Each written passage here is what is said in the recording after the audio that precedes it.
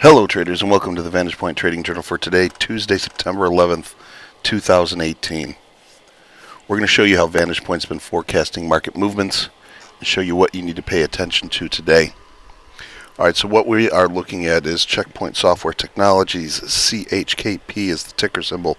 What we have here is an already bullish signal that pulled back a little bit with this bearish crossover, put in these lows, and soundly took them back out and gave us another indication. If we go back a little bit in time here, look at the last 3 months, essentially every pullback here has been an indication when we got the bullish indication crossover to get in again. Happened here back in late June, it happened here again in early August, and now we have one here.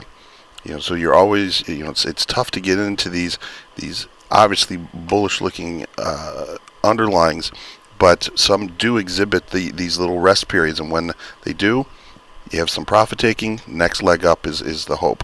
So going back to the 1 month will give us a little bit better look at this. So what we do have is we have the predictive high and low is above yesterday's high and low. We have the neural index in a stacked green position, which is a strong bullish indication over the next 48-hour period. Those three things, the bullish crossover, the predictive high and low, and the stacked green, are all saying buy. If you're a stock trader, no problem getting in here in the 117.15 to 117 quarter area. Very prudent. If you are an options trader, you have some other opportunities. Mainly, we don't have weeklies here, and I don't want to trade necessarily a 2-week option because of the theta that is going to be coming up later on in the week. So going out to October, we can target the 125 strike, and given that we only have $5 wide strikes, the 120, 125 call spread, buying that for $1.25 makes perfect sense, which is right where it's trading right now. And if we do that, the most that we risk is the $1.25 of premium that we pay.